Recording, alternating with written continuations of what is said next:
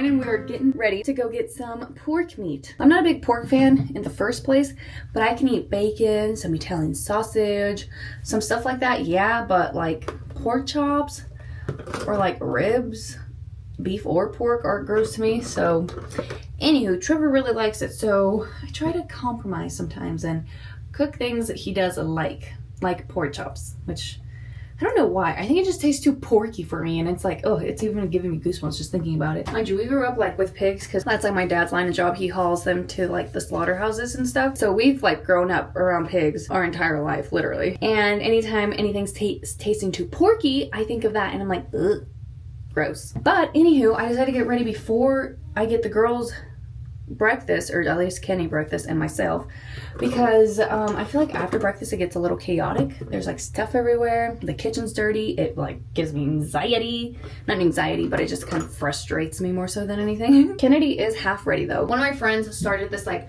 morning breakfast club at her house, you know, some breakfast at Tiffany's situation. I thought for some reason that she was gonna have it this Monday as well, but I just checked our group chat because I was like, why isn't anybody saying, oh, I'm taking this, I'm taking that? And then I realized that it's not this week, it's going to be next week again. So that just makes it easier to go. I just need to take off her pajamas and then put some pants on her, and then we're solid. Literally, it takes me like an hour to get out anywhere nowadays. I tell Trevor, I was like, I need a day heads up to like really make sure and prep and everything. She's sick? Oh, goodness, Lindsay. Oh, thanks for giving her kisses, sissy. I think I'm getting the hang of it. I mean, it's been 8 weeks tomorrow. So, I feel like it has for sure gotten easier. I don't know, the newborn phase was just hard. Well, it's still a newborn phase, right? But like, after the 3rd week, I was literally suffering. I was like, I don't even know what the heck. I don't know if I just like blocked it out of Kennedy's life, but I promise you, I did not go through that with her. And I went through it this time and I felt like I was just doing something wrong, and just, it was hard because it'd be the evenings, you know, that she's fussy. Well, evenings are already kind of hard in the first place because like that's when everybody's getting fussy, getting hungry, getting tired, etc. Everything's just like going downhill after like 5 o'clock. So it just kind of really overwhelmed me, and I like was literally struggling there for a minute. But now I feel like I'm getting my life back in order. At least I feel like, who knows. Trevor's probably just like, what is wrong with this lady right now? We're starting to get back into a little routine. Nothing too excessive, nothing like how I like getting up around like 4 or 5 in the morning situation. Just because, you know, she still wakes up at night and I still want to feed her at night just to not lose my milk supply. And that's like when your hormones are like prime. So I don't want to signal to my body, oh, she's not eating as much, so let's not produce any more milk. Hey, can I get the toilet paper, sis? But the sleep has been so much better as well. Now I feel like I'm feeling the blessings that God has given me, but my goodness, them first few weeks I'm like literally questioning, which feels horrible, questioning God in the first place. Like, how are these blessings? Like, how is this supposed to be fun? Or not? Actually, why would I even think it's fun? Why would I think a blessing is fun? You know, I'm literally having some serious thoughts right now. Literally, I think that's what my issue is that I think that a blessing should be fun, that it should be enjoyable and no issues, no problems, nothing. Wow, the human thinking. I love the busyness though. I love the busyness. I don't know why. And I know I don't get a lot of me time or whatever, you know. And sometimes I cried because I couldn't even get a shower because the girls would not come down. And I was about to have a mental breakdown. But yeah, we showered and we're fine. And now we're here. What do you got in there? Your elephant using the potty? Oh, he's using a potty. Okay. This little potty thing we actually got from Amazon is the coolest thing ever because it actually like flushes and makes the sound flush. And then it has like a little storage area in the back so you can put some books or something so you can keep them entertained while they're using the potty. Anywho, we're gonna go change some diapers and go get some breakfast in our bellies. Yeah, we don't open that. That is nasty. Ugh. For some odd reason, toilets gross me out so bad, even our own. Like, I will literally deep clean the heck out of it. Like, it will be drenched in Clorox. And I still am like, ugh. I don't know why bathrooms just are the grossest thing ever to me. And I don't get how people can drink their coffees or waters while in the bathroom. I'm like, oh, you got bathroom air in your drinks. Ew. Change your butt cheeks so we can get some breakfast. Hey, come over here. Get some breakfast in our bellies. Here, Lindsay. Oh my goodness. If you guys haven't heard, there is a recall on Fisher products, the swing ones, FYI. Come here, Stella girl. Come here, Stella girl. I think they were saying like 5 babies have passed away from using the swings, and I want to cry every time I think about it because I'm like, oh my goodness, like I cannot imagine how the parents feel. Whether it was the parents' fault or not, still, let's have some, I don't know, grace on people. Goodness, I feel like in this world right now, we are just so disrespectful. Lack of respect, lack of compassion. Ugh, just reminds me of 1 Timothy. We are in the last days. And I know a lot of people are like, it's been like this forever. And I'm like, the lack of respect, I don't know. I feel like everybody has it out for everybody. Maybe after the COVID thing. I'm just glad that in our town, nothing changed at all. I'm so thankful for that because literally, I feel like in the cities where it hit really hard and people were like really on lockdown, really wearing masks and everything, I think they have the most issues.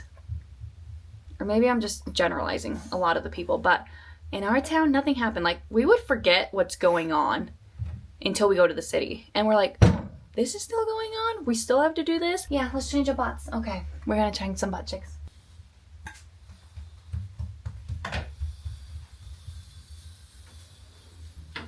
Good Lord, Lord! Bunch of stinky butts everywhere. What's up, sissy? Really?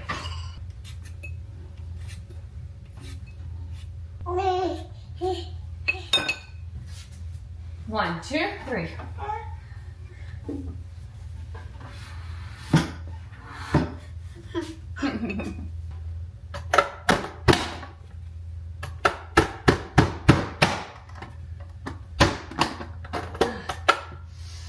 Vale. Mira, así. Ponte una acá.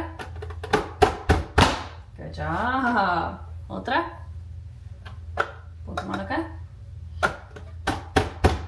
Nice! High five! High five, silly girl. Ooh. Whoa, whoa, whoa, whoa, whoa. Okay. She just stood up. Hold on, give me a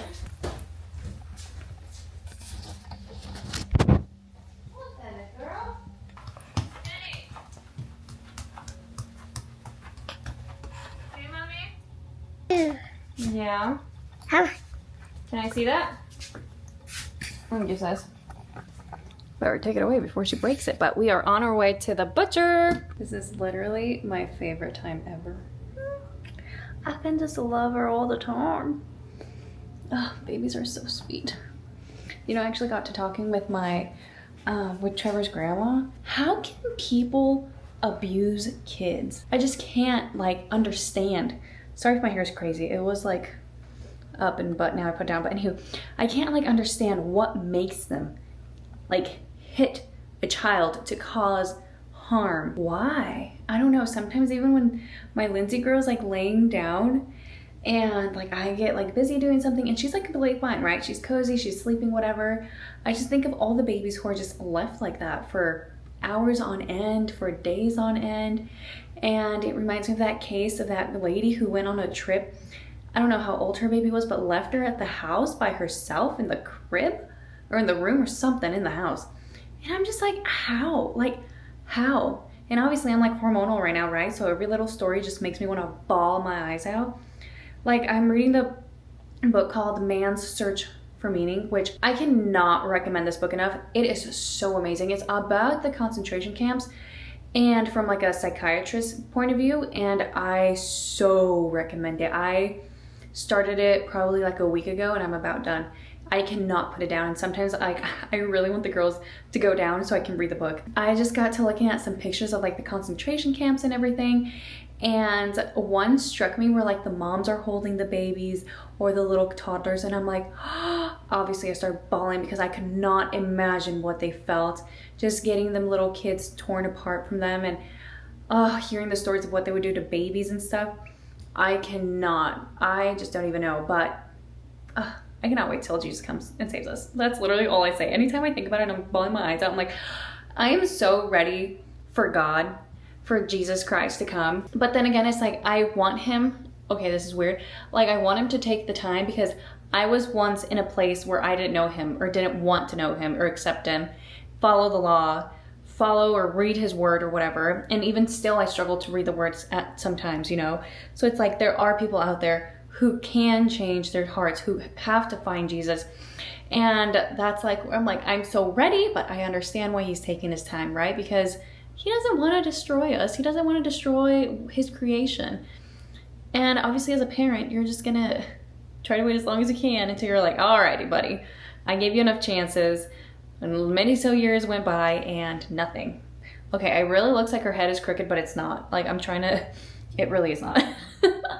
So anywho, we're gonna go get the meat out of the car and put it in. We're gonna go to my father-in-law's house. So, cause I got a huge box of bacon.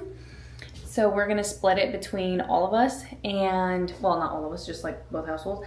And his lady, I say lady because it's not like my mother-in-law, the official mother-in-law, you know, it's like his girlfriend. So anywho, she has a vacuum sealer, so we're gonna vacuum seal the bacon so we can freeze it. And then she also wanted some pork butts, so we got some of those, and yeah. So I'm gonna go get it right away before it gets hot. Also, Kennedy is still napping. We got home around like 2 o'clock and I put her down right away. She's still down. So I'm gonna have to wake her up or else bedtime's not gonna happen. Yesterday she woke up at 3:30, almost 4, and she fought bedtime like no other. Word. Look at this butt. Oh my gosh, this thing is huge. Oh my gosh, my fingers are not that strong. It's a 35-pounder with these fingers. Oh. Actually, we're really not that strong. I feel like I've lost a lot of muscle mass. Even though I feel like I've lost the weight right away, I feel like the muscle went with it too. And I guess that's what I've heard when you breastfeed as well. It just takes a lot of energy. Alrighty, we'll put these here. I'm gonna go wake her up. And then we shall get skedaddling. Okay. Good morning. We woke up sick again. I have no idea what's going on. I've never been so sick so many times in such a short amount of time, ever. So we're gonna make a little bit of a healing tea. Yesterday we got home from my father-in-law's house, and then we went out to the field to take them dinner. And I had the worst, well, yesterday I just had a lingering headache. And I was like, you know what, it's probably the weather, it's probably the allergies kicking in. But then this morning I woke up, well, no, I went to bed, when the girls went to bed, which was around 8 o'clock. And yeah, hold on, sweetheart. Anywho, like, as soon as I got in there, you know when you're starting to get chills and you're like, oh, I think I might be getting sick? That's kind of like the thoughts that I was having. I was like, oh, dang it, we are about to get sick. So this morning I woke up and my eyes hurt. And I'm like, no, like moving them hurt. So, hey, let me get my teammate and then get some breakfast in our bellies. Let's get some breakfast in our bellies right away. Hold on. Lindsay's just rocking, Kenny. But anywho, I feel like it was about time because I feel like I just got out of a sickness though. Like the video that came before this, I was sick. Now, sick. But I don't look as bad as I did in that video. Man, I was like editing that and I honestly didn't know how to upload it because I'm like, I look dead. And like 95% of this video. But it's reality, you know? I'm bringing a newborn home. Okay, let me show you guys the best healing tea created by my mother and my father. Local honey, a tablespoon, ginger, as much as your heart pleases, and some limes.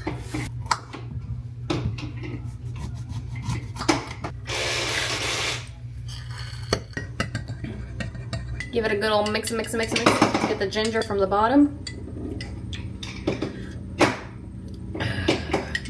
So gross, but so good for you. Evie!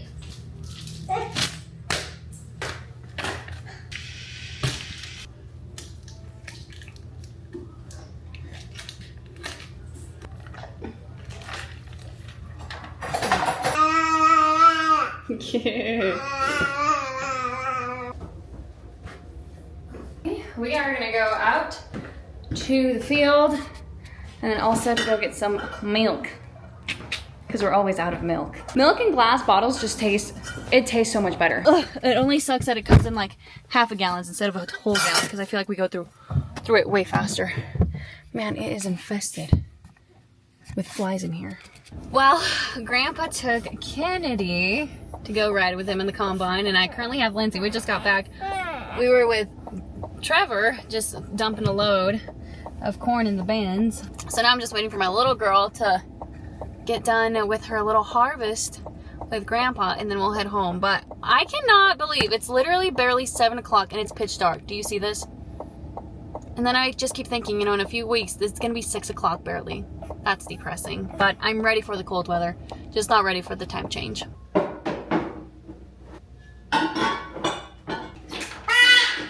Bye, puppy.